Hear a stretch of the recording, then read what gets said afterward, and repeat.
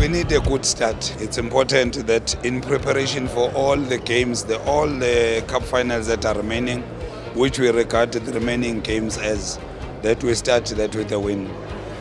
Starting with a very tough side, AmaZulu. AmaZulu matches and Pirates matches have always been tough encounters, very close matches. But for us to do well in this cup, we must go through AmaZulu. We have won the previous match against them, we drew the previous one. But the difficulty of a cup match is that there's no history and there's no form that will determine the outcome. It's who is prepared on the day. I hope the preparations that we have had are enough to take us through. But I'm optimistic that we'll get a result, have a good start, preparing for CAF in the same process.